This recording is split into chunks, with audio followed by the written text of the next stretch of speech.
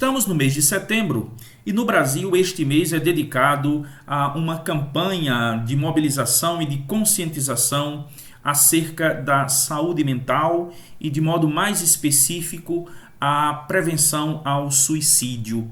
O suicídio é, sem dúvida nenhuma, um problema grave de saúde pública. Saibam vocês que, por ano no mundo, uma média de 800 mil pessoas se suicidam. E no Brasil, essa média é de 12 mil pessoas. Com um agravante, nos últimos 5 anos, a tendência, os índices mundiais são de baixa, eles estão diminuindo, enquanto que no Brasil esse índice está aumentando. Houve um aumento de cerca de 29% nos casos de suicídio nos últimos 5 anos no Brasil. Com uma preocupação adicional, cresce o número de suicídio entre pessoas de 11 a 30 anos de idade, ou seja, a faixa etária mais jovem da nossa população está mais vulnerável, está mais suscetível ao suicídio. E aqui vale ressaltar alguns elementos. Cerca de 90% dos suicídios se dão ou se dá em pessoas com algum tipo de sofrimento mental, algum sofrimento emocional. Às vezes a gente tem a impressão equivocada de que as pessoas cometem suicídio a partir de uma circunstância pontual, de um ímpeto, de uma decepção pontual que leva a pessoa a cometer o suicídio. Esse é um equívoco muito sério, porque na verdade o suicídio é o desfecho de um processo, é o limite absoluto do desespero, da dor, do sofrimento psíquico.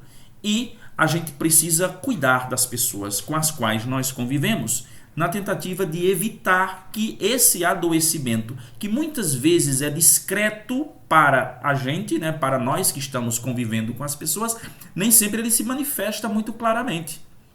Mas é preciso que nós estejamos sensíveis e atentos aos sinais. Por exemplo, as pessoas que têm transtorno de humor, cerca de 30% dos suicídios se dão entre as pessoas com transtorno de humor, sobretudo o transtorno da bipolaridade, o transtorno bipolar. 20%, um pouquinho mais, dos que se suicidam têm algum tipo de dependência química, dependência de álcool, dependência de drogas. Então, sob efeito dessas substâncias, eles agravam o seu estado psíquico, o seu estado emocional, uma perda da consciência, do discernimento consciente, e muitas vezes o suicídio se dá como ápice desse sofrimento. Depois você tem outros grupos, por exemplo, as pessoas com transtorno de personalidade. Então é importante estar atento a isso, porque hoje os transtornos de personalidade eles são muito presentes. Os transtornos de evitação, os transtornos de borderline, esses transtornos eles levam muitas vezes a um crescente processo de adoecimento mental, e esse processo pode se tornar insuportável para o sujeito num determinado momento e ele passa ao ato suicida, que seria, repito, o máximo do desespero, o ato máximo do desespero. Então, o sofrimento mental ele está diretamente associado ao fenômeno do suicídio.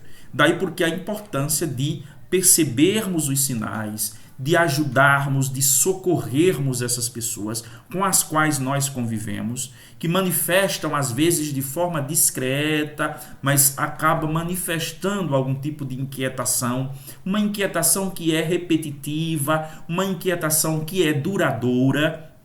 Existem situações na nossa vida que nos trazem ou que nos levam a um estado de tristeza, de abatimento, de angústia.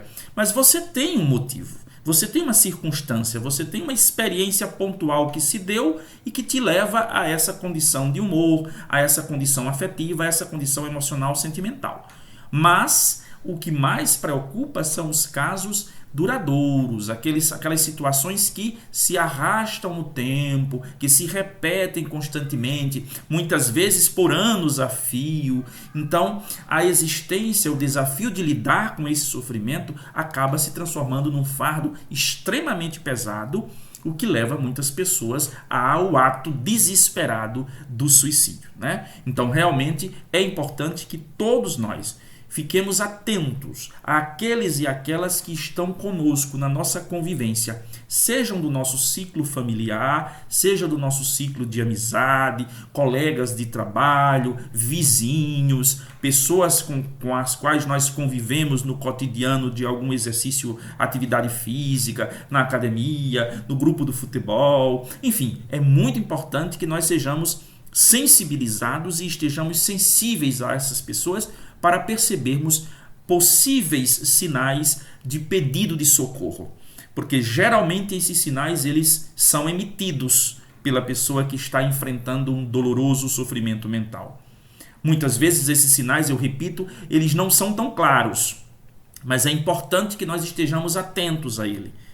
Se percebamos uma mudança de comportamento muito acentuada, muito radical, uma mudança no trato, na forma de reagir das pessoas, as pessoas com as quais nós convivemos, nós costumamos conhecer essas pessoas nas diversas circunstâncias, nas diversas situações.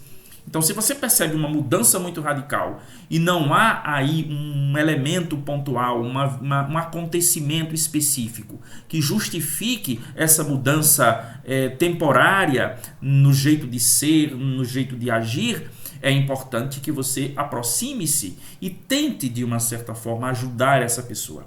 Mas como eu posso fazer isso, Francisco? Você pode ajudar essa pessoa primeiro permitindo que ela fale do que ela está sentindo. Às vezes nós temos uma paciência muito curta para escutar as reclamações, os sofrimentos, as queixas do outro. E muitas vezes não nos damos conta de que nos dispormos a isso pode significar a diferença entre viver ou não viver para aquela pessoa.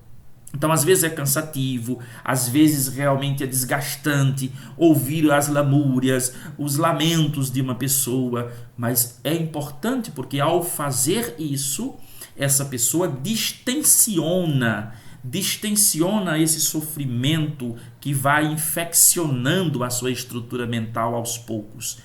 E em se tornando uma constante essa atitude de querer falar dos seus sofrimentos, das suas frustrações, dos seus desencantos, da sua perda de entusiasmo, de motivação existencial, você então propõe-se inclusive a mediar um socorro profissional para essa pessoa. Então você indica um psicólogo, um psicanalista ou um psiquiatra. Se a pessoa tiver condições de pagar uma consulta, você pode indicar alguém que atenda no sistema privado. Se a pessoa não tem condições, a maioria das pessoas que passa por sofrimentos mentais na nossa sociedade não tem condições de custear um tratamento, que costuma ser um tratamento duradouro, não é um tratamento rápido, é um tratamento duradouro e é muito caro, convenhamos. Barateou-se bastante nos últimos tempos graças à chegada de muito mais profissionais no mercado, no mundo do trabalho, mas ainda é algo muito inacessível para a maioria da população. Mas nós temos na rede pública serviços que podem sim dar uma contribuição muito importante para a superação desse sofrimento. Então, por exemplo, a unidade básica de saúde é uma porta de entrada. Então você, como amigo, como parente, como colega de trabalho, como vizinho, em constatando essa situação em uma pessoa que você conhece, você tente se informar. Procure informações na unidade básica de saúde, diga que você conhece uma pessoa que está enfrentando dificuldades e que precisa de ajuda. Você não precisa, no primeiro momento, identificar a pessoa, né? Mas você pode sondar, perguntar qual é o caminho, quais são os recursos que existem no município ou no município vizinho, como se pode fazer algo para salvar a vida desta pessoa. Então é um ato de caridade, é um ato de humanidade. Precisamos tanto, né, manifestar essa humanidade que carregamos conosco, ao invés do ódio, ao invés da agressividade, ao invés da perversidade podre, patológica que muitas vezes envenenam as nossas relações. Precisamos muito mais manifestar aquilo que carregamos na nossa essência, que é a bondade, que é o desejo legítimo, natural de fazer o bem ao outro. Isso é o que está na essência do ser humano. Então, nos voltemos para essa essência e busquemos fazer isso por aqueles, por aquelas que estão padecendo de algum sofrimento mental e com a consciência de que estender esse sofrimento pode significar não suportá-lo mais em um determinado momento e passar a um ato suicida como um ato de desespero absoluto.